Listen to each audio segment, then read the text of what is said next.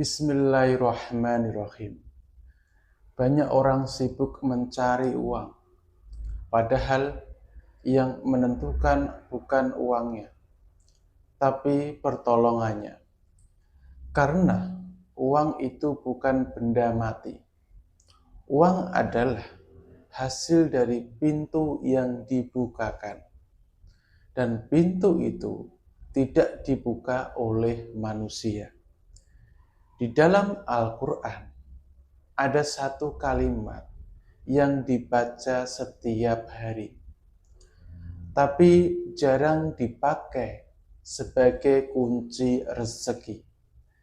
Kalimat itu singkat, tidak menyebut harta, tidak menyebut kekayaan, tapi justru mengunci sumbernya.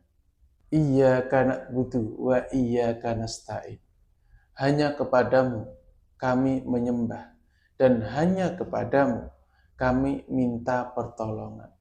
Perhatikan, ayat ini tidak minta apa-apa, tapi menentukan kepada siapa kita bergantung. Dan rezeki hanya mengalir ke hati yang bergantung lurus. Inilah cara untuk mempraktikannya. Waktunya itu setelah sholat, atau pagi, atau malam saat tenang. Langkahnya sederhana. Berhenti sebentar dari aktivitas. Duduk atau berdiri biasa. Tidak perlu dalam posisi khusus. Tarik nafas normal. Jangan dibuat-buat. Baca satu kali saja. Iyyaka na'budu wa iyyaka nasta'in. Lanjutkan satu kalimat pendek. Ya Allah, aku minta pertolongan.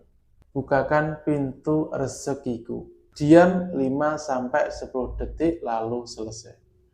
Jangan diulang-ulang. Kenapa tidak diulang-ulang? Karena ayat ini bukan mantra, bukan sugesti, bukan paksaan. Ayat ini bekerja saat hati benar-benar pasrah. Kenapa ayat ini kuat untuk uang? Karena rezeki itu urusan pertolongan, bukan urusan kepintaran. Saat ayat ini dibaca dengan sadar, secara otomatis hati akan berkata, aku tidak bergantung pada manusia. Aku tidak menggantungkan hidup pada satu pintu. Aku hanya bergantung pada Allah. Dan ketika ketergantungan lurus, pertolongan turun lewat cara yang tidak disangka. Bisa lewat satu ide, satu orang, satu keputusan, satu kesempatan kecil yang tiba-tiba jadi besar. Itulah jawaban dari nasta'in. Tanda amalan mulai bekerja. Bukan langsung uang jatuh. Tandanya justru halus. Pikiran lebih tenang. Soal uang, peluang muncul tanpa dicari. Urusan dimudahkan.